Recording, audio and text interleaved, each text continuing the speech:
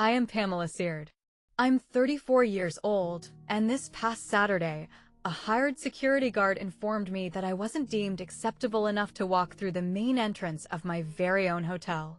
At the specific, written request of my sister, Natalie, I was ordered to walk around to the service alley, the exact door used for taking out the trash and bringing in kitchen supplies. My mother was standing barely 15 feet away, watching this entire scene unfold. And she smiled. It wasn't an anxious smile, and it wasn't a placating smile. It was a deeply genuine smile of pure satisfaction. What neither of them realized was that exactly 6 months ago, I had quietly negotiated and finalized the purchase of the Sterling Hotel. They had absolutely no clue that the lavish engagement party they had just spent $85,000 organizing was taking place inside my building.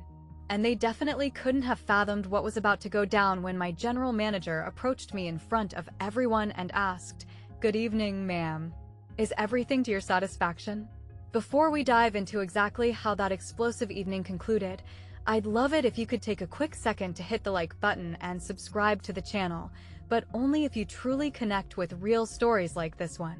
Also, drop a comment letting me know where in the world you're tuning in from and what time it is right now. To truly grasp how we reached this point, we need to rewind to the moment I decided I was completely finished playing the role of the invisible daughter.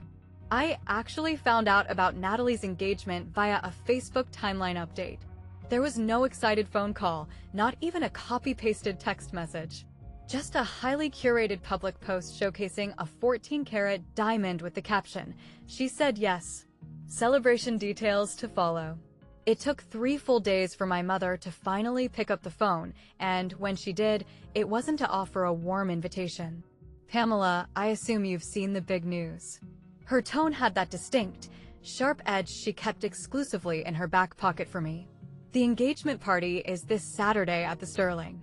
Find something appropriate to wear, and please, try not to do anything that will embarrass your sister." There was no, "How have you been?" There was no, "We really want you to celebrate with us." It was just a list of cold directives and subtle threats. My mind immediately flashed back to our family Thanksgiving 2 years prior.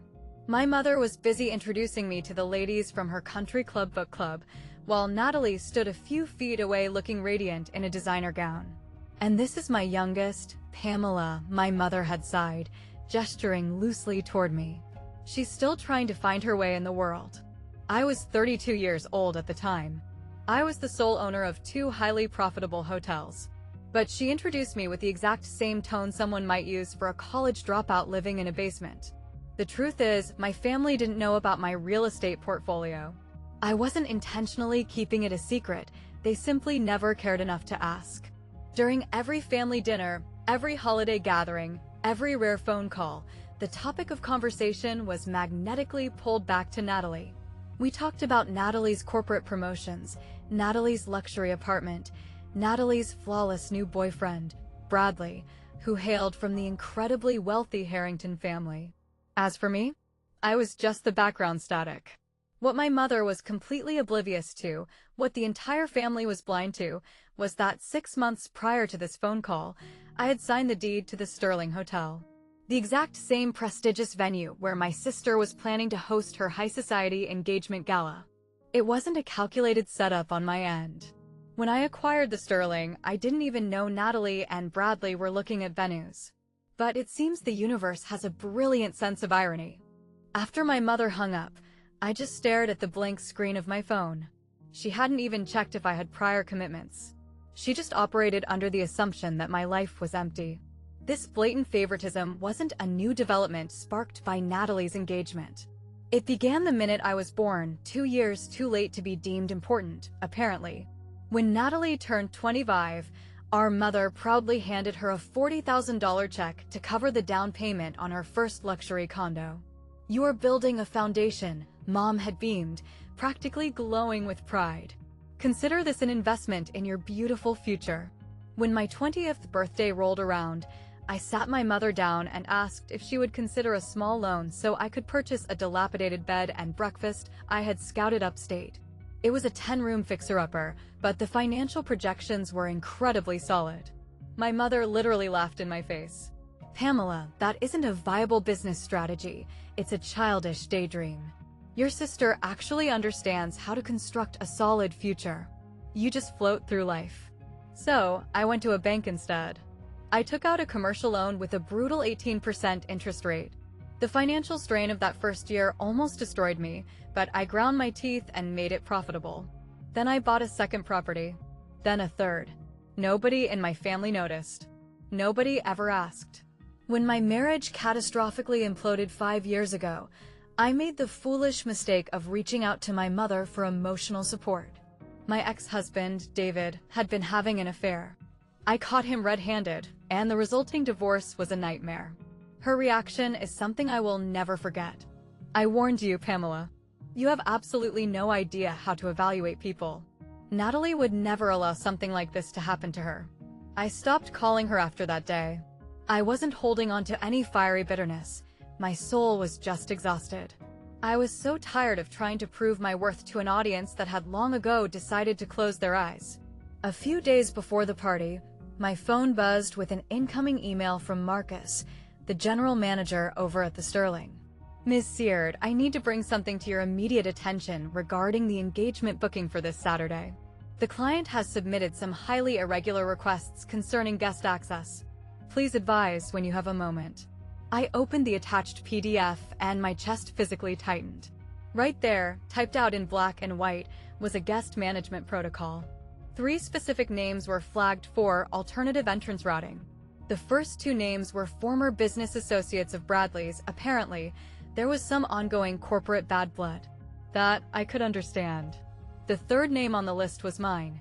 Right next to my name, scanned directly into the digital file, was a note in Natalie's unmistakable handwriting. Pamela Seard, sister of the bride. Redirect to the service entrance if she appears. Do not allow through the main lobby under any circumstances. I read the sentence 3 times. Then a 4th. My own flesh and blood had categorized me alongside people her fiancé actively despised. She had officially designated me as a dirty secret that needed to be kept out of sight from the Harringtons and the important guests. Marcus had attached a secondary note. Ms. Seard, I found this directive incredibly inappropriate given your status as the property owner. Would you like me to intervene? Awaiting your instructions. I sat back in my desk chair, looking out my office window at the city skyline. Somewhere in that concrete jungle sat the Sterling, my building, my investment, where my sister was meticulously plotting to humiliate me in front of 200 people. I had a few ways to play this.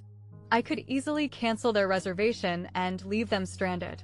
I could out myself as the owner before Saturday and watch Natalie spiral into a panic. Or I could just stay home and let them think they had successfully boxed me out. But none of those felt right. If I boycotted the party, I was just playing into my role as the invisible outcast. If I threw a public tantrum beforehand, they would spin the narrative, calling me jealous, unhinged, and dramatic, proving everything they'd ever said about me. But if I just showed up and let gravity do the work? I hit reply on Marcus's email. Do not alter a single thing. Let them proceed exactly as they have planned. I will handle this situation personally. Marcus responded almost instantly. Understood, Ms. Seard. I will be on standby. I closed the laptop. Saturday was shaping up to be a very interesting evening. The following morning, I called Daniel. We had been close friends since our university days, back when I was broke and running on nothing but blind ambition. Today, he was my retained corporate attorney, but more importantly, he was the only person on earth who had watched me build my empire brick by brick. Wait, they literally put you on a security blacklist? He asked, his voice laced with absolute shock over the phone. They want you to use the loading dock like you're dropping off a pallet of salmon? Pam, this is genuinely psychotic. Just call down there, tell them you hold the deed, and watch them grovel. And then what happens, Daniel? I stared up at my apartment ceiling. They'll apologize because they're terrified of the embarrassment, not because they actually feel remorse. The dynamic stays exactly the same. I just remain the disappointing daughter they have to tolerate. Daniel went quiet for a moment. What is your endgame here, Pam? Are you looking for revenge, or are you looking for closure? That question lingered heavily. I don't want revenge, I finally answered. I just want them to realize that I am not the pathetic caricature they invented in their heads. I want to stop making myself small just to accommodate people who refuse to make any room for me. That's a big step, Pam. I know it is. He exhaled loudly. Listen, if you are actually going through with this, you need a wingman. Do you want me there? I can slap on a suit and come as your +1. Just an old college buddy catching up. I'd like that, I said. Perfect. And I'm going to bring a briefcase full of legal documentation, just in case anybody tries to challenge your reality. He paused. You do realize this has the potential to detonate their entire night, right? I know. I thought about every single family dinner where my voice was talked over, every milestone of mine that was entirely ignored, and every time my mother looked at me with those cold, empty eyes. I'm fine with not hiding in the shadows anymore. How they choose to react to the truth is entirely on them. We agreed to meet at the venue. I ended the call and walked over to my closet, pulling out a simple, elegant black dress. It was unpretentious, flawless, and perfect for the occasion. Saturday sneaked up on me. By 7 p.m., the sun had slipped behind the downtown high-rises, casting the Sterling's beautiful stone facade in a warm, golden glow. I had dressed very intentionally. The black dress was sophisticated but quiet. I wore no flashy jewelry, just a simple pair of pearl earrings my grandmother had bequeathed to me. It was an aesthetic that whispered I belonged in the room, without needing to scream for attention. The valet immediately recognized my vehicle, but kept his mouth shut. I had given Marcus strict orders to keep my presence completely under the radar. As far as the front-of-house staff was aware, I was just another name on a guest list. The main entryway was bathed in inviting light. Through the massive glass double doors, I could see the grand lobby. Crystal chandeliers threw fractured rainbows across the polished marble. Guests decked out in tuxedos and evening gowns were making their way toward the grand ballroom. I could hear the faint sound of laughter and the clinking of champagne glasses. It was Natalie's flawless fairy tale. I rolled my shoulders back and walked straight toward the main doors. That is when he intercepted me. A young security guard in a sharp dark suit, an earpiece curled around his ear, holding a thick clipboard. He was just a guy doing the job he was paid for. Good evening, ma'am. Can I get your name? Pamela Seard. He ran his index finger down the printed list. I watched his hand suddenly halt.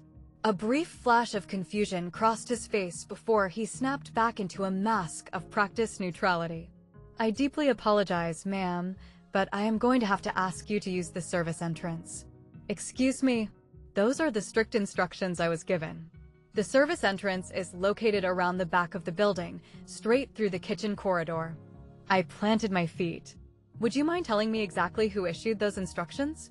He shifted his weight, clearly uncomfortable. The primary event organizer, ma'am. I apologize, I am strictly following the protocol I was given. Protocol. My sister had literally drafted a security protocol to quarantine me. I looked over the guard's shoulder, peering through the glass into the grand lobby. That is when I spotted her. My mother was standing just a few feet inside the doors, staring directly at me. Our eyes locked across 15 feet of pristine marble. She didn't rush outside. She didn't look concerned. She didn't wave the guard off. She just smiled. It was a smile I had witnessed many times before. She wore it when Natalie won high school debate tournaments, when Natalie graduated summa cum laude, when Natalie flashed her diamond ring. It was a smile of pure, intoxicating pride, but she had never once aimed it in my direction until this exact second. And tonight, it wasn't pride. It was smug, toxic satisfaction. My mother was watching her youngest child get turned away from a party like a rogue caterer, and she was thoroughly enjoying the show. This wasn't a clerical error. It was a coordinated strike. A little further back, I spotted Natalie lingering near the ballroom archway, draped in stunning cream-colored silk, soaking up compliments from the arriving elite. She briefly glanced toward the lobby doors. Our eyes met for a fraction of a second. She offered a microscopic flicker of recognition, and then immediately turned her back to me, tossing her head back in laughter at something a guest said. "Ma'am, the service entrance, please," the guard prompted, clearing his throat. A bellhop named Thomas, who had been working at the Sterling for 3 years, suddenly noticed the commotion. His eyes went wide with horror when he realized who the guard was blocking, and he instinctively started speedwalking toward the doors to intervene. But the security guard shot him a harsh look and subtly shook his head. Thomas froze in his tracks, looking at me with deep, silent apologies, before nervously looking down at the floor. I stood on that pavement for 5 long seconds. They felt like 5 centuries. My mother finally broke our staring contest, pivoting gracefully to greet a newly arriving couple with a massive, warm hug, carrying on as if she hadn't just endorsed the public humiliation of her own daughter. I could have ended it right there. I could have demanded Marcus be brought out. I could have dropped the hammer on the pavement. But the timing wasn't right yet. Fine, I told the guard softly. I will use the service entrance. I pivoted on my heels and walked toward the dark alleyway beside the building. I was going to let them feel the high of their little victory. The back hallway smelled heavily of industrial bleach and freshly baked brioche. The harsh, buzzing fluorescent tubes above were a jarring contrast to the crystal-draped luxury sitting just 50 feet away through the walls. I pushed open the heavy steel double doors and stepped into the main kitchen. It was a maze of gleaming stainless steel. Steam billowed off of massive stovetops as the culinary team executed a 5-star dinner rush in perfect, chaotic harmony. And then, one by one, the kitchen went dead silent. A sous chef froze with his knife suspended over a cutting board. A waitress balancing a massive tray of champagne flutes stopped dead in her tracks. Executive Chef Rivera, who had just been screaming out plating orders, went entirely rigid. "Ms. Seared." Rivera breathed, his voice barely a whisper. We were absolutely not expecting you to." "It is perfectly fine, Chef," I interrupted smoothly. "Please keep working." Nobody moved a muscle. Looking at their faces, I realized the horrible truth. They had all seen the catering notes. They had all seen the security list. They all knew exactly who I was, and they knew exactly why the owner of the building had just walked through the delivery doors. Seriously, I smiled, keeping my tone light and reassuring. "Tonight, I am nothing more than a guest. Carry on." Chef Rivera swallowed hard and slowly nodded. "The Atlantic salmon is looking exceptional this evening, Miss Seared. We are doing my special preparation. I have no doubt it will be flawless." Slowly, the kitchen machinery spun back to life as I navigated through the prep stations, though I could feel 24 pairs of eyes burning into my back. A dishwasher was so distracted he nearly dropped an entire tray of crystal goblets. A line cook whispered frantically to the woman next to him. I finally reached the swinging wooden doors that connected the back of house to the ballroom. Peeking through the circular glass window, I could see the event in full swing.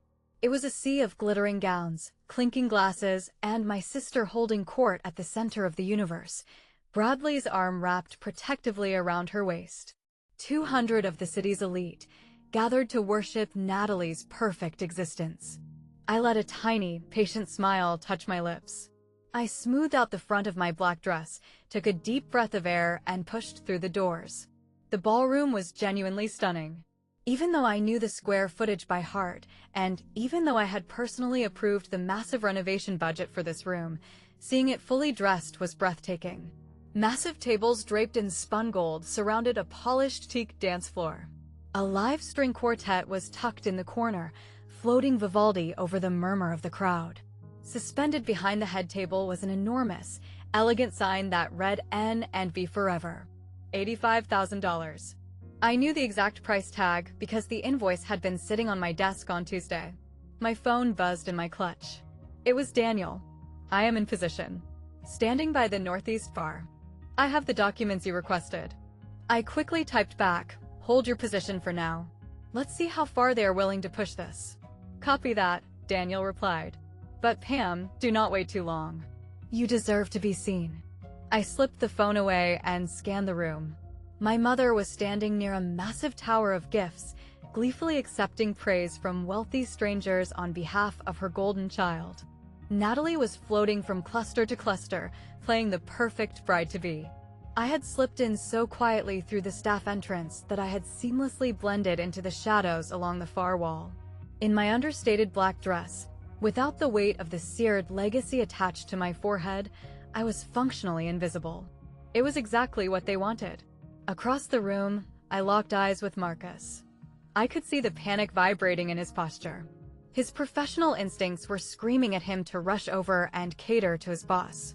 I gave him the tiniest, almost imperceptible shake of my head. He froze, gave me a rigid nod of understanding, and backed away into the corridor. A few feet from my hiding spot, my mother was loudly holding court with one of Bradley's aunts. Oh, she was the absolute top of her class at Columbia, my mother boasted, her champagne splashing slightly over the rim of her glass. The Harrington family has incredible standards, you know. They don't just welcome anybody into the fold. But we are just so incredibly blessed. Natalie has always possessed this magical clarity about what she wants out of life. I casually plucked a fresh flute of champagne off a passing waiter's tray and leaned back into the velvet wallpaper. The night was just getting started. I could see Marcus visibly suffering. He kept doing his rounds, but his eyes constantly darted between my shadowy corner and Natalie's glowing center stage. He had been running the Sterling for 8 years, long before I ever signed the deed. He was a master of discretion, but this bizarre family theater was pushing him to his absolute limits. At one point, he approached Natalie's group to politely inquire about the appetizer pacing.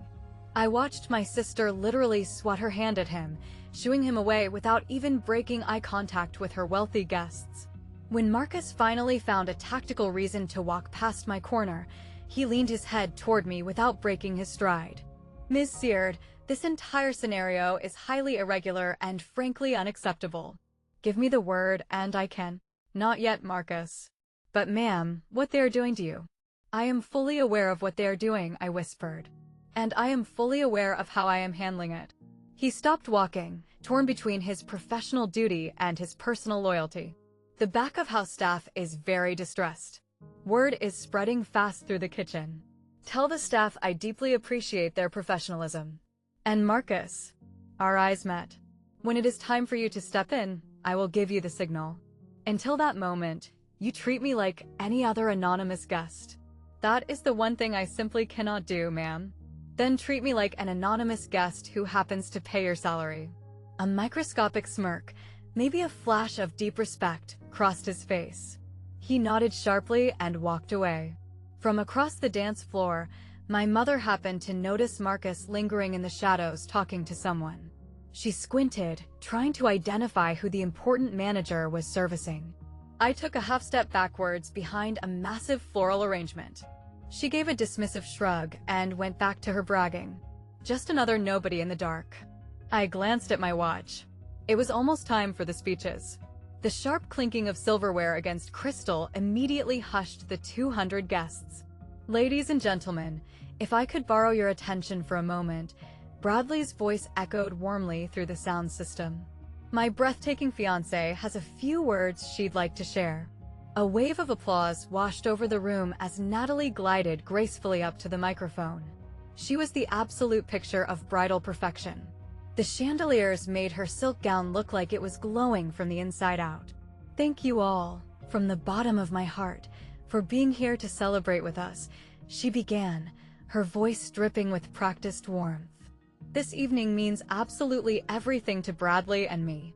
She went down the standard list of gratitude. She thanked the Harrington dynasty, she thanked Bradley's corporate partners, she thanked her college sorority sisters who had flown in from the coast. And then, she turned her attention to the VIP table. And of course, I have to thank my incredible, unstoppable mother. Natalie extended a hand toward Victoria, who was already lifting her glass with theatrical humility. Mom, you have been my rock. You are my greatest inspiration. Every single thing I have achieved in this life is because of your guidance. The room erupted into applause. My mother delicately dabbed at her completely dry eyes with a silk napkin. I remained perfectly still in my corner, sipping my champagne. I also want to take a moment to acknowledge what family truly means, Natalie continued, her gaze slowly sweeping across the massive room. Somehow, she possessed the talent of looking at a crowd of 200 people while looking at nobody at all. Family is about showing up. It's about sticking it out. I am so incredibly grateful for the people in this room who understand what true commitment looks like.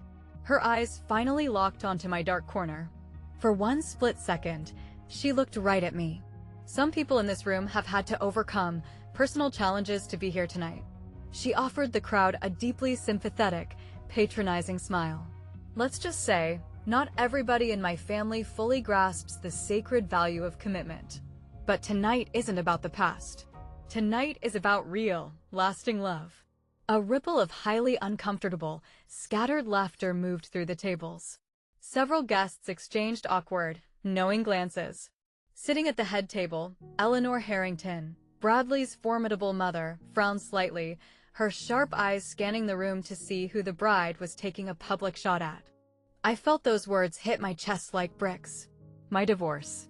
She was actively using the traumatic collapse of my marriage as a punchline to elevate her own status in front of the Harrington family.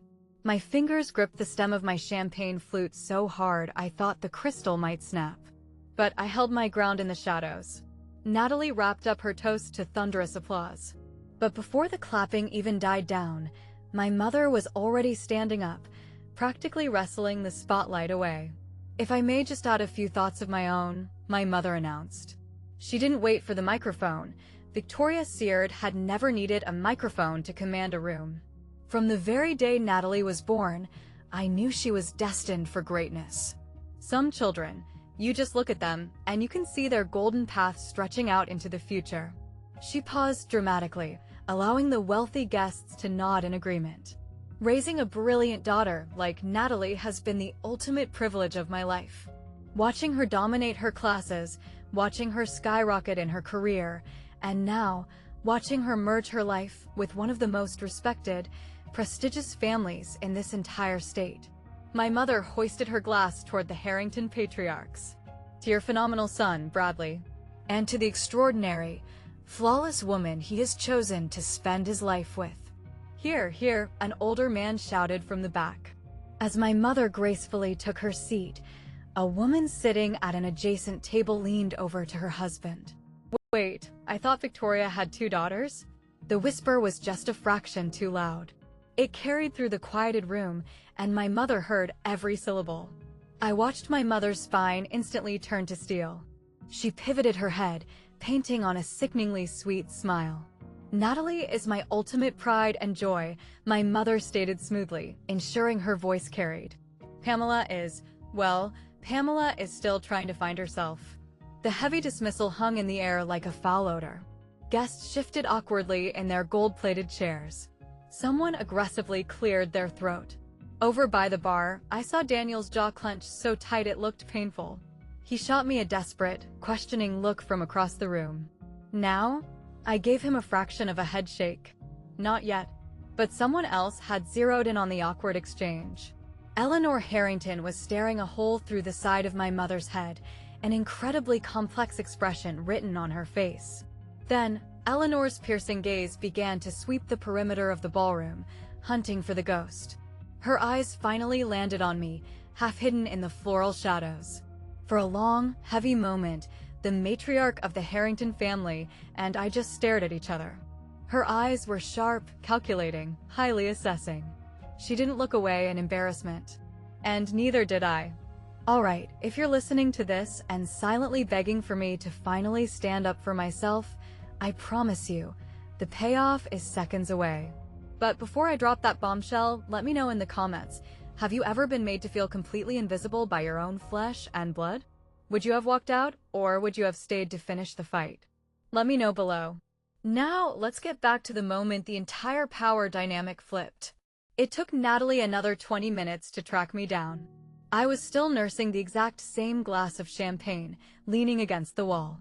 Apparently, the shadows weren't deep enough to hide me forever. Oh. Natalie stopped dead in her tracks, a flash of genuine surprise crossing her face before she hastily reconstructed her bridal mask. "You actually showed up. Congratulations on your engagement, Natalie. The room looks lovely." "Thanks," she replied, her smile paper-thin. "I honestly thought you might find an event like this a little too overwhelming. High society functions can be a lot for people who aren't used to them. I am managing just fine." Behind her, 3 of her perfectly manicured sorority sisters formed a supportive semicircle, ready to act as her witnesses. Natalie tilted her chin up. You know, Bradley's family is incredibly traditional. They put a massive premium on success and high achievement. So, I really hope you aren't offended by why we had to be a bit selective about the entrance logistics tonight. I understand the logistics perfectly, Natalie. Good. She took a delicate sip of her drink, analyzing me over the crystal rim. Because tonight is entirely about me, Pamela.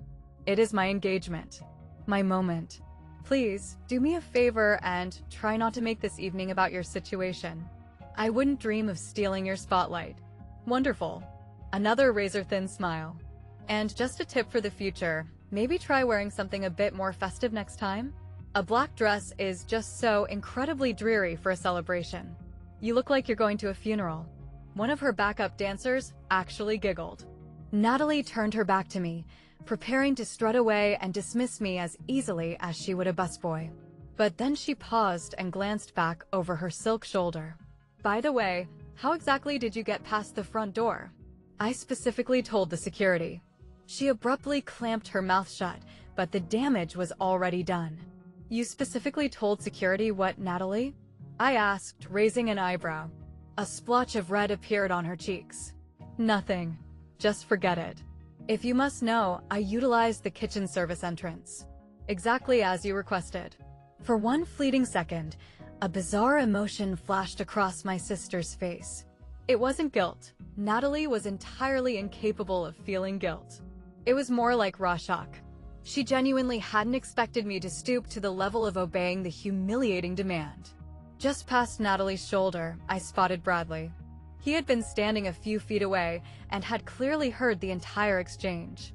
His face was pale, his brow furrowed in deep distress. Natalie was completely oblivious to his presence, but I wasn't. Right on cue, the final boss appeared. Pamela. My mother's voice was a low, venomous hiss. She grabbed my elbow and forcefully physically dragged me into a small, recessed alcove near the kitchen hallway. It was slightly removed from the main dance floor, but still exposed enough that I couldn't cause a massive scene without drawing an audience.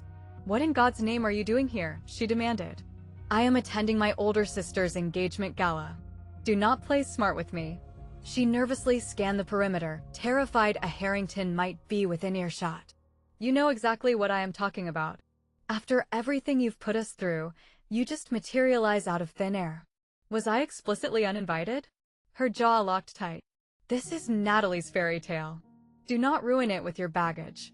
I haven't done a single thing to ruin anything, Mom. Good. Let's keep it that way.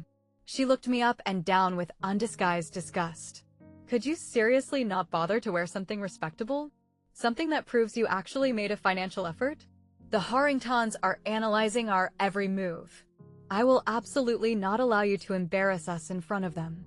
Hearing that specific word triggered a physical shift inside my chest. It felt like a heavy iron vault finally clicking shut. Us, I repeated, my voice dropping to a terrifying calm. Who exactly is US? Do not start your dramatic nonsense, Pamela. Not tonight. Before I could reply, a figure stepped smoothly into the periphery of our alcove. It was Marcus. His face was a masterclass in professional neutrality, but the rigid tension in his shoulders told a different story. I sincerely apologize for the interruption, ladies, Marcus said, his voice projecting a highly formal, authoritative tone. However, we have an urgent situation regarding the catering that requires immediate executive authorization. My mother didn't even bother to look at his face. Then handle it yourself, Steph. We are clearly in the middle of a private family discussion. I am afraid I cannot proceed without explicit authorization from. Marcus paused, letting the silence build. Management. Then go locate the management. Victoria snapped, her temper flaring. Are you blind? I am speaking with my daughter. Marcus didn't flinch. He didn't retreat. He simply shifted his gaze away from my mother and locked his eyes directly onto mine. Miss Seard, he said slowly, ensuring every syllable carried weight. May I have a brief word with you? My mother instantly froze. Her eyes violently darted from the man in the tuxedo, over to me and back again. Miss Seard, she repeated, the confusion heavily lacing her voice. The entire ballroom seemed to hold its collective breath. Marcus stood his ground. "Miss Seard, we have encountered a logistical issue with the evening's seafood shipment," Marcus stated smoothly, utilizing his perfect executive briefing tone. "The Atlantic salmon delivery has presented some severe quality control concerns. As the owner of the property, I need your verbal approval to immediately substitute the dish with the king salmon from our private reserve." The word dropped onto the marble floor like a live hand grenade. "Owner." My mother's face completely collapsed.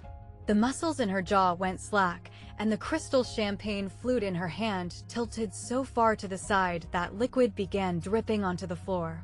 "I'm sorry, what?" Natalie had materialized out of nowhere, her voice shrill and panicked. "What did you just call her?" Marcus turned to face the bride with the unbreakable calm of a man who had negotiated with foreign diplomats. "I was addressing Ms. Pamela Seard, the sole owner of the Sterling Hotel." "Is there a problem, ma'am?" Absolute, suffocating silence. All around our alcove, conversations evaporated. The wealthy guests standing nearby physically turned their bodies to stare at the spectacle. Even the string quartet seemed to fade out, making the Vivaldi sound like a grotesque parody of luxury against the frozen nightmare of my family. I kept my voice perfectly conversational, completely ignoring my gasping mother. "The king salmon substitution is perfectly fine, Marcus. Please instruct Chef Rivera to adjust the plating sauce to complement the richer fish. Tell him to use the citrus reduction instead of the heavy dill." "An excellent choice, ma'am." Marcus offered a crisp, deeply respectful bow, a gesture so subtle, but so profoundly devastating to the women standing next to me. "I will inform the culinary team immediately." He turned on his heel and walked away. The sharp click of his leather shoes echoing against the marble was the only sound in our corner of the room. I slowly turned my attention back to my mother and my sister. Victoria's mouth was opening and closing like a suffocating fish. No audio came out. Natalie had gone completely ghost white beneath her meticulously contoured makeup. Her hands were gripping Bradley's tuxedo sleeve with such violent force that her knuckles were turning blue. "The owner," Bradley whispered, staring at me like he was looking at an alien. He looked down at his fiancée. "Natalie, did you know about this?" "No." Natalie's voice violently cracked. "No, this isn't, she doesn't." Somewhere in the crowd behind me, a glass slipped from a guest's fingers and shattered loudly against the floor. Somebody gasped.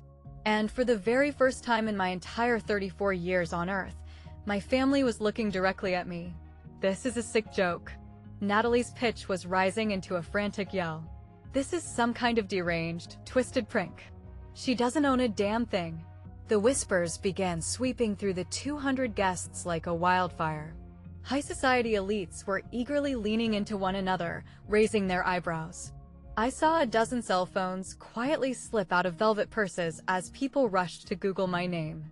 "I have officially owned the Sterling for 6 full months, Natalie," I stated, keeping my tone perfectly, infuriatingly calm. "You are more than welcome to verify the deed with the county property records. They are public information." 6 months, my mother finally wheezed, her vocal cords unfreezing. "That is utterly impossible. We would have known. Someone would have told us." "Who would have told you, Mom?" I asked gently. "You never ask what I do for a living. You have never asked about my life, period." Victoria's face rapidly cycled through a kaleidoscope of extreme emotions: profound shock, deep confusion, a fleeting second of genuine shame, before instantly hardening into her default setting of aggressive defensiveness. "This is completely ridiculous. You are making up these elaborate lies just to sabotage your sister's magical night." "I am not making a single thing up, and I am certainly not trying to ruin anything." "Then what the hell is this?" Natalie shrieked, wildly waving her arms at the opulent ballroom. "Is this some pathetic power play? You purposely wait until the night of my engagement to spring it on everyone that you own the venue? How petty and vindictive can you possibly be?" "I didn't plan a single aspect of this, Natalie. I purchased this commercial real estate because it was a highly lucrative investment. You are the one who actively chose to book your party in my building. And you are the one who chose to put my name on a security blacklist." The word blacklist landed like a physical blow. I watched several of Bradley's relatives exchange horrified, deeply confused glances. Suddenly, the crowd parted. Eleanor Harrington rose from the head VIP table and began a slow, terrifyingly measured march toward our alcove.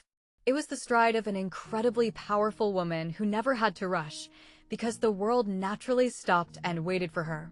"Excuse me," Eleanor's crisp voice sliced through the murmuring crowd. "Did I understand that exchange correctly? You are the owner of this hotel." Every single eyeball in the Sterling Hotel was locked onto me.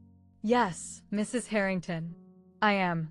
I met her intimidating gaze without blinking. The silence that followed was suffocating. Eleanor Harrington possessed the type of heavily Botoxed face that revealed absolutely nothing unless she specifically wanted it to. Right now, she wanted it to display profound, withering disappointment. "Victoria," Eleanor said, her voice sounding like silk wrapping around a razor blade. "You explicitly told me that your family's background was modest. You assured me that Pamela was heavily struggling. Still trying to find herself, I believe those were your exact words at the table." My mother's ironclad composure instantly disintegrated into ash. I honestly didn't know." "You didn't know that your own flesh and blood owned one of the most prestigious, highly coveted boutique hotels in the entire city?" Eleanor's perfectly manicured eyebrow arched upward by a single millimeter. "She never told us," Victoria pleaded, looking frantic. "I find that highly difficult to digest," Eleanor replied coldly. She turned her body, analyzing me with an entirely new lens. "The Sterling Hotel has been featured on the cover of Architectural Digest twice in the last year. The recent acquisition was heavily covered in the front pages of the Tribune's business section." The murmurs in the crowd grew louder. I could literally see wealthy guests showing their phone screens to each other, clearly pulling up the news articles with my name on them. Natalie lunged forward, desperate to regain control of her crumbling empire. "This doesn't change a single thing. She probably inherited a lump sum of cash or married into some trust fund." "I didn't inherit a single dime, Natalie," I kept my voice steady, refusing to raise it. "And my ex-husband is a public middle school math teacher. I built this entire hospitality group from the ground up, starting with a broken-down 10-room bed and breakfast over 8 years ago." Impressive. Eleanor's tone made it crystal clear that she did not hand out compliments casually. She slowly pivoted to face her son. "Bradley, you assured me that you had conducted thorough due diligence on this family's background." Bradley looked like he was going to vomit. His face was the color of wet cement. I just... Natalie told me that her sister was what, Bradley?" I asked quietly. He couldn't even bring himself to look at my face. Eleanor turned her lethal gaze back to my sweating mother. "Let me make sure I am fully comprehending this situation. Your daughter, this highly successful, self-made business owner, is the person you had security aggressively redirect to the delivery alley of her own property." Victoria opened her mouth to speak, choked on her words, and snapped it shut. "Perhaps," Eleanor announced, ensuring her voice carried effortlessly to the back row of the ballroom, "we need to have a very serious family discussion about what constitutes proper due diligence." She was no longer looking at Victoria. She was glaring directly at Bradley. "Prove it." Natalie's voice was ragged and hysterical, completely stripped of its refined sorority polish. "Anyone can stand in a room and claim to own a building. Show us the legal proof." "I don't owe you an ounce of proof, Natalie." "Of course you don't. Because you can't. Because this is all a massive, psychotic lie." Actually, Eleanor Harrington interrupted, cutting through Natalie's tantrum like a surgical scalpel. "I would very much appreciate verification. This is quite a significant revelation, and given the rather disturbing circumstances." She let the heavy implication dangle over my sister's head. Right on cue, Daniel materialized directly at my side. I hadn't even seen him cross the room.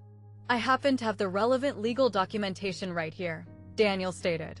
His voice was incredibly crisp and aggressively professional. "Daniel Webb, acting corporate attorney for Ms. Seard. I thought it might be highly prudent to carry hard copies of the deed tonight, given the highly unusual, hostile guest access arrangements." He unbuttoned his suit jacket and produced a thick leather folio. Inside was a stack of watermarked documents, The final acquisition contracts, the deed transfer certificates, and the state business registrations. He handed the folio directly to Eleanor. Eleanor accepted the folder and scanned the highlighted paragraphs with the terrifying efficiency of a billionaire matriarch who had spent decades reviewing corporate mergers. The crowd physically pressed closer to us, craning their necks to get a glimpse of the papers. "The Sterling Hotel," Eleanor read aloud, her voice echoing perfectly through the silent ballroom. "Acquired exactly 6 months prior. Full corporate ownership transferred to Pamela Catherine Seard. 0 outstanding debt. 0 managing partners. Sole proprietor." She slowly looked up from the papers, locking eyes with my mother. The glare could have frozen a volcano. "And you forced her to use the service entrance." Victoria seemed to physically shrink, her grandiose, country club aura completely evaporating into nothing. Standing next to her, Natalie looked like her knees were going to buckle. "I didn't know," Victoria whimpered pathetically. "How on earth could I have possibly known?" "By asking me," I replied softly. "By picking up a phone and calling. By taking a genuine interest in my life for even 5 minutes over the last 10 years. My words weren't laced with screaming anger. They weren't dripping with spiteful bitterness. They were just the tragic, objective truth. And somehow, that lack of anger made the reality so much worse for them." Eleanor neatly closed the leather folder and handed it back to Daniel. Her internal calculations were apparently complete. She turned to her son without acknowledging my mother again. "Bradley, we need to speak privately. Immediately." She grabbed his arm and marched him toward a secluded corner of the room. All around us, the $85,000 engagement party had totally fractured. A few guests awkwardly tried to restart their conversations, taking rapid, stolen glances in our direction. Others didn't even bother pretending. They just stared at us openly, munching on appetizers like they were watching a reality television finale. My mother lunged forward and grabbed my forearm. "Pamela, please," she begged, her voice entirely stripped of its usual demanding authority. "You are completely humiliating us in front of the city. Make this stop." I gently but firmly peeled her fingers off of my arm. "No, Mom. You humiliated yourselves. All I did was show up to a party. So what is the master plan now?" Natalie sobbed, black mascara beginning to streak down her perfectly powdered cheeks, her facade officially in ruins. "You're going to forcefully cancel the catering? You're going to kick us out into the street to ruin my life out of pure spite." "I am not going to do a single thing, Natalie," I said, my voice steady and grounded. "The party will continue exactly as scheduled. Your engagement to Bradley is your own personal business, not mine." Victoria stared at me like I was speaking a foreign language. "Then what do you want from us? What was the point of all this?" The question just hung there in the heavy air. What did I actually want? I didn't want petty revenge. Seeking revenge would imply that I still valued their opinions. I didn't even want a tearful apology, because empty words were never going to magically erase 30 years of emotional neglect. "I just want you both to understand one simple thing," I said, looking back and forth between the two women who had spent a lifetime making me feel tiny. "I didn't do this to prove that I am vastly more successful than you. I did this because my entire life you have treated me like I was less. And as of tonight, I am officially done accepting that treatment." "Pamela, please listen to me," Victoria pleaded. "I am not furious with you, Mom. I am just entirely done pretending to be invisible to make you comfortable." I took a deep breath, choosing my final words with absolute precision. "You intentionally put my name on a security blacklist at my own sister's celebration, at a hotel that I own. And you stood behind the glass and smiled when the guards turned me out into the alley." Her face violently crumpled into tears. "Whenever you are ready to sit down and have a brutally honest conversation about why you have treated me like a second-class citizen for 3 decades, my door will be open. But I refuse to be the invisible daughter ever again." For the first time in my entire life, neither my mother nor my sister had a single word to say back to me. Eleanor Harrington emerged from her private corner huddle. Bradley was trailing 3 steps behind her, looking exactly like a man who had just been handed a terminal diagnosis. "Natalie," Bradley croaked, his voice raw. "We need to talk. Somewhere private after this is over." "Bradley, sweetheart," Whatever she just told you. Later. That single, sharp word from Bradley completely silenced my sister. Eleanor glided over to my mother, flashing the polite, terrifying smile of a predator about to end a hunt. Mrs. Seard. This has certainly been a highly illuminating evening for our family. Victoria desperately attempted to salvage the wreckage. Mrs. Harrington, I swear to you, this ridiculous misunderstanding changes absolutely nothing about Natalie and Bradley's beautiful relationship. I am afraid that is simply not your decision to make, Eleanor replied, her smile never dropping for a millisecond. It appears our family was provided with a heavily manipulated, incomplete picture of your dynamic. I hope you can respect that we are going to need to have some very extensive conversations with Bradley regarding his choices moving forward. What exactly does that mean? Victoria choked out. It means exactly what the words imply. Eleanor's gaze was simultaneously pleasant and utterly ruthless. The Harrington family is incredibly thorough. We do not finalize major, life-altering legal decisions based on fraudulent information. All the remaining color completely drained from Victoria's face. Eleanor then turned her attention to me. The harsh, judgmental dismissal from earlier in the evening was completely gone. In its place was a look of deep, peer-to-peer recognition. Ms. Seard, I want to personally apologize for any grave misunderstandings that occurred here tonight. She popped open her designer clutch and handed me a thick, gold-embossed business card. If you are ever inclined to discuss local real estate ventures, or if you simply wish to get lunch, I would highly welcome the opportunity to sit down with you. I accepted the heavy cardstock. Thank you, Mrs. Harrington. Please call me Eleanor. She leaned in just an inch, dropping her voice to a conspiratorial whisper. I have always prided myself on knowing exactly who the most formidable people in the room are. It appears tonight I was looking in the entirely wrong direction. With that devastating parting shot, she gracefully turned and walked away to collect her husband from the bar. Natalie stood frozen like a marble statue, watching her future mother-in-law completely dismiss her existence.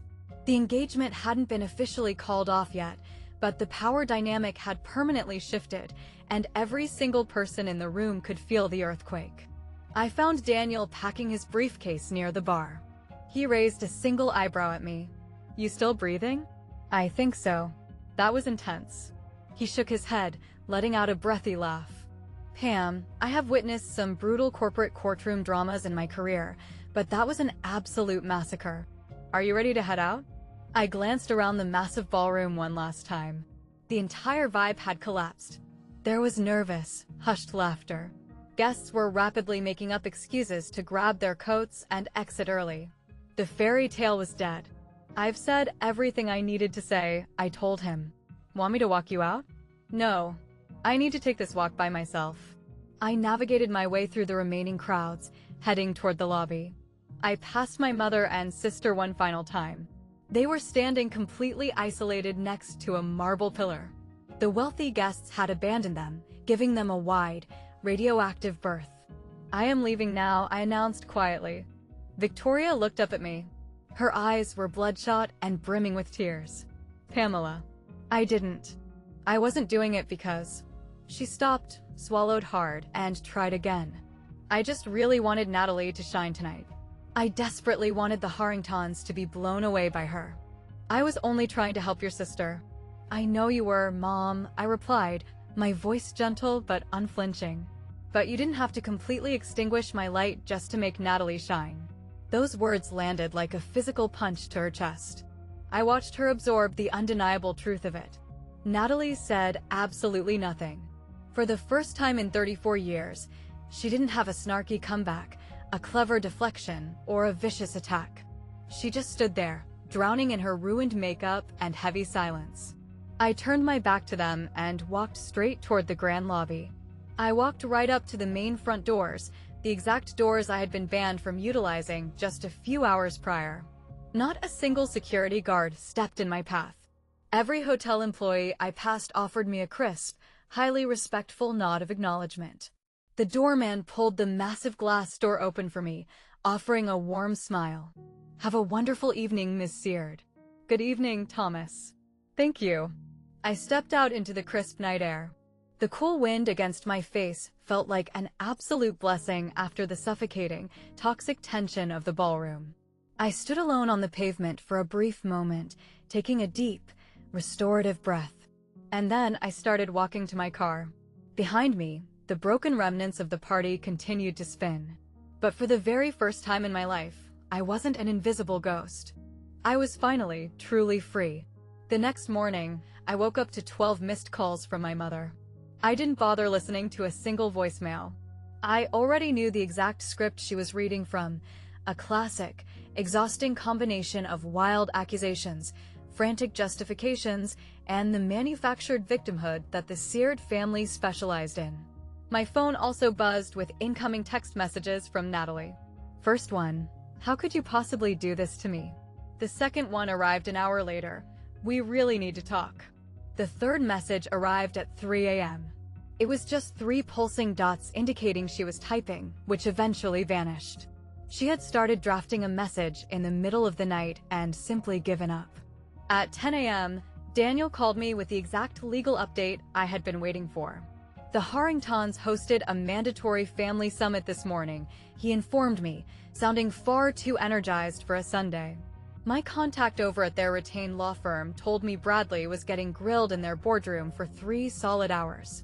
The wedding is technically still on the calendar for now. He paused for dramatic effect. But the prenuptial agreement is being violently overhauled. Apparently, Eleanor was utterly repulsed by how your family represented their assets and character. I poured myself a cup of black coffee, watching the steam curl into the air. What exactly does overhauled mean in billionaire terms? It means Natalie has been completely stripped of the immediate access to the Harrington empire she was promised. They're injecting massive behavioral contingencies. Dozens of them. Part of me thought I would feel a deep, vindictive satisfaction hearing that. Instead, I just felt a profound wave of exhaustion. There is one other thing, Daniel continued, his tone shifting. 3 different high-net-worth guests from the party called the Sterling's booking office this morning. They all want to reserve dates for upcoming corporate events. You're kidding me. Nope. Apparently, watching you systematically dismantle your toxic family with absolute grace really impressed the right people. One female executive literally told Marcus, and I am directly quoting here, "Any woman who can maintain that level of absolute composure under that kind of intense emotional pressure is exactly the type of person I want handling my business." I let out a breathless laugh. My family had masterminded an elaborate plot to publicly humiliate me, and instead, they had accidentally broadcasted my elite professionalism to 200 incredibly wealthy potential clients. Pam, you still on the line? I'm here. I sat my coffee mug down, trying to process the sheer absurdity of it all. You did an incredibly brave thing last night.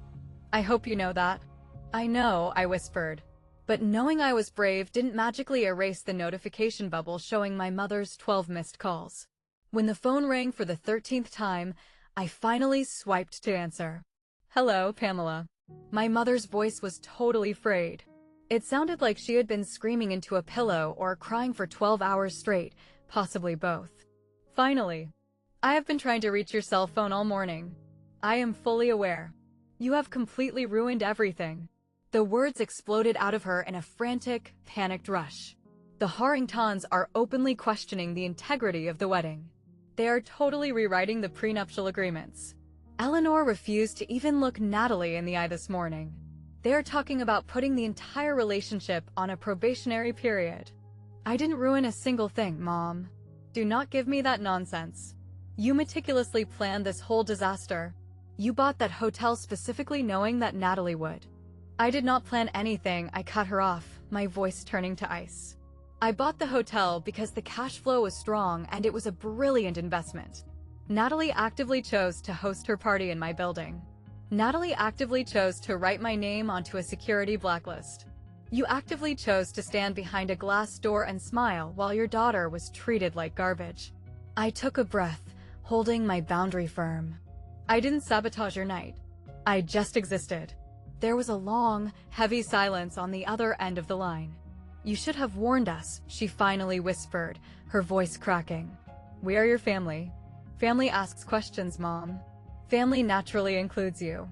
Family does not banish you to a printed list with strict instructions to use the garbage entrance. More heavy silence. I could literally hear her ragged breathing.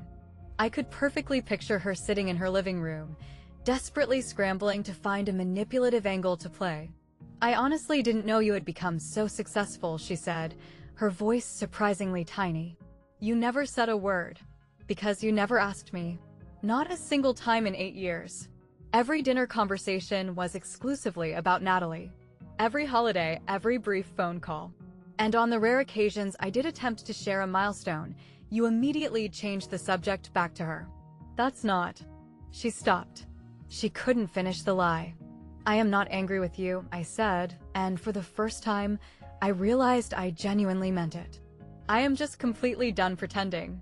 I am done shrinking myself down. I am done sitting around hoping that one day you will finally decide to see me.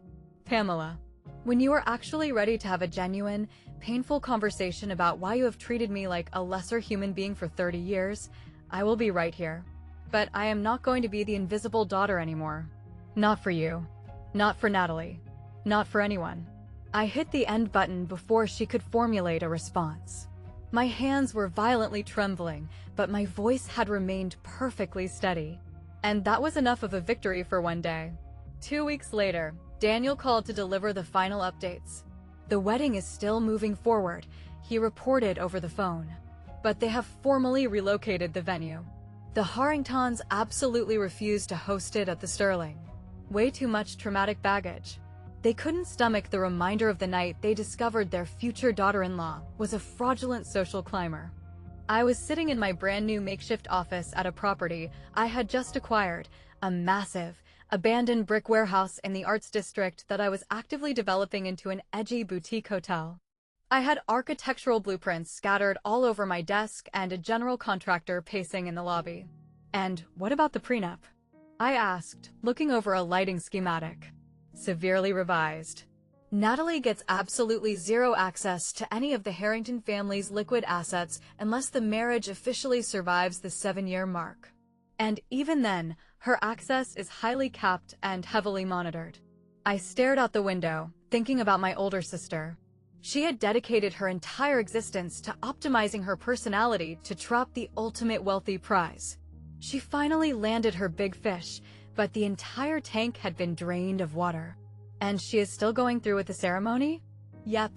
Bradley is sticking it out, but his mother is legally forcing him to undergo intensive family alignment counseling sessions before she will allow the ceremony to proceed. Daniel chuckled darkly. "I have no idea what those actually entail, but they sound absolutely miserable." I actually felt a microscopic pang of pity for Natalie. "Almost. Have you heard a peep from your mother?" Daniel asked. "Not a word." He hesitated. "Actually, a physical letter arrived at the Sterling's front desk this morning. It was addressed directly to you. I had Marcus overnight it to your new office." The thick envelope showed up on my desk an hour later.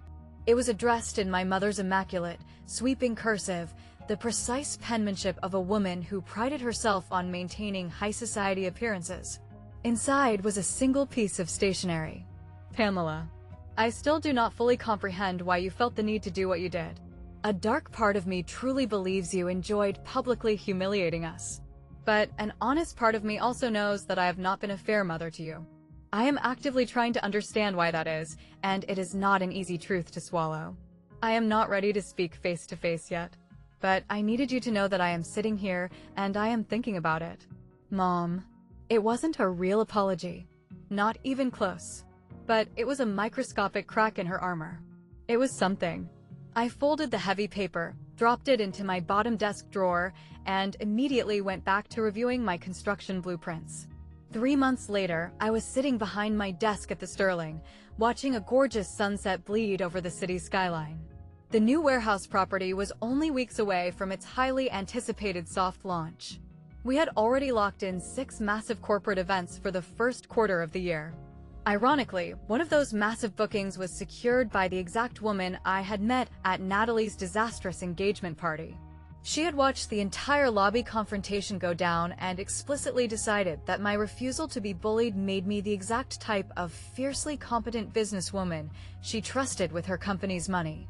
It is incredibly strange how the universe balances the scales. I find myself thinking about that Saturday night quite often. I don't obsess over the dramatic confrontation itself. That memory is still sharp, but it's slowly fading out like an old Polaroid left in the sun. What I constantly reflect on is the quiet moment in the shadows right before it happened. The moment I made the active choice to stop hiding my light. For 10 grueling years, I had constructed my financial empire in total, suffocating silence. It wasn't because I was plagued by shame. It was because the little girl inside of me had learned very early on that my personal victories held absolutely zero value to my blood relatives. They had firmly assigned me a role in their play, and no amount of wealth or success was ever going to rewrite their script. So, I had simply stopped trying to audition for them. The massive public reveal at the party was never truly about proving them wrong. It wasn't about seeking cinematic revenge, or inflicting humiliation, or even demanding cosmic justice. It was simply about refusing to participate in my own erasure. And I think that is the ultimate lesson here. The one agonizing truth it took me 34 years to finally digest. You can waste your entire life desperately bleeding to earn the applause of people who have already decided they are never going to clap for you. You can spend decades physically and emotionally shrinking yourself down just to comfortably fit inside the tiny little box they built for you. You can sit around praying that one day, if you just become successful enough, or quiet enough, or perfectly compliant enough, they will finally look up and validate your existence. Or you can just stop. You can stop performing a grueling routine for an audience that is staring at their phones. You can walk away and build something incredibly real, entirely for yourself, entirely by yourself. And when they finally bother to look up, if they ever actually look up, you can stand tall and simply say, "I was standing right here the entire time. You were just choosing not to pay attention." That is not toxic revenge. That is just the unvarnished truth. And sometimes, standing firmly in your truth is infinitely more devastating than any revenge plot could ever hope to be. Spring arrived early to the city that year. I officially signed the closing documents on my 5th commercial property in late March, a stunning, historic and located upstate, just a few miles down the road from where I had purchased my very first rundown bed and breakfast 8 years prior. It was a deeply poetic, full-circle moment for me. Natalie's wedding officially took place in April. I did not receive an invitation. I wasn't exactly shocked, but I did receive a highly unexpected email from Bradley exactly 1 week before they walked down the aisle. "Pamela, I am writing to formally apologize for how horribly the events transpired at the engagement party. I absolutely should have spoken up and intervened the moment Natalie disclosed those security arrangements to me. I remained silent, and for that cowardice, I am deeply sorry. Natalie is currently processing everything. She is profoundly embarrassed, although she possesses far too much pride to ever admit it out loud. Please give her some time to mature. For what it is worth, I think the empire you have built is truly staggering. My mother Eleanor brings your name up at the dinner table at least once a week. I genuinely hope that you and Natalie can find a way to speak someday. Best regards, Bradley." I didn't bother typing out a reply, but I did save the email to my archives. My mother actually calls me about once a month now. The phone conversations are incredibly brief, wildly awkward, and heavily punctuated by long, stretching silences that neither of us know how to navigate. But she is trying in her own deeply flawed, limited way. Just last week, for the very first time in my life, she actually asked me about my business ventures. I bought a historic in upstate, I told her over the phone. We are currently restoring all of the original Victorian crown molding. We should be ready to open doors by the fall. There was a long pause on the line. That sounds... She swallowed hard. That sounds incredibly lovely, Pamela. It wasn't a parade of praise. It wasn't a tearful confession of pride. But it was genuine acknowledgement. It wasn't much, but it was infinitely more than I had ever received before. I don't harbor any burning hatred for them. My mother, my sister, the family unit that spent 30 long years looking straight through my chest like I was made of glass. I just don't desperately need them to see me anymore. Because I finally see myself. And that is more than enough. It took me a very long, painful time to actually understand that concept, to feel it deeply in my bones, not just recite it like a therapy mantra. But I feel it now. I am not the invisible daughter anymore. I am just Pamela Seard. And I am exactly the woman I chose to become. If you are watching this video and you have ever felt completely invisible inside your own family dynamic, I want you to know that I see you. I know exactly what it feels like to walk into a holiday gathering full of relatives and feel like you are trapped behind a pane of thick glass, physically present in the room, but entirely untouchable. I know what it feels like to achieve something monumental and watch the people who should be cheering for you look the other way. I know the agonizing pain of waiting your entire life for a parent to finally look at you and say the words, "I am so proud of you." I also know the devastating reality that you might be waiting for those words forever. Establishing firm boundaries is not an act of revenge. It is not a weapon designed to inflict pain on others or to arrogantly prove that you are superior to them. Setting a boundary is simply an act of profound self-respect. You do not have to scream at the top of your lungs to be heard. You do not have to orchestrate massive, dramatic explosions to prove your worth. Sometimes, the most terrifying, powerful thing you can possibly do is simply refuse to hide anymore. Show up to the world exactly as you are. Speak your absolute truth with total, unshakable calmness, and let the people around you decide how they want to react to it. Some of them are going to hate it. Some of them will desperately try to label you as dramatic, or vindictive, or wildly ungrateful. But that is their psychological burden to carry, not yours. Your fundamental worth is not determined by the people who actively refuse to see it. Let me repeat that, because someone out there needs to hear it today. Your worth is not determined by the people who refuse to see it. Not by the mother who chronically overlooked you. Not by the sibling who constantly dismissed you. Not by the entire family structure that was designed to make you feel like you were infinitely less. You are not less. You never, ever were. My name is Pamela Seard, and I am officially resigning from the role of the invisible daughter. Thank you so much for staying with me until the very end of this journey. If my story resonated with you on any level, please drop down into the comments and share your own experience. Have you ever had to draw a massive line in the sand with your toxic family? How did they react, and how did you survive it? Don't forget to hit the like button, subscribe to the channel, and ring that notification bell so you never miss a new upload. I have so many more incredible stories of family drama and ultimate justice coming your way. Some of them are even wilder than this one. Be sure to check the description box for links to similar videos, and I will see you all in the next story.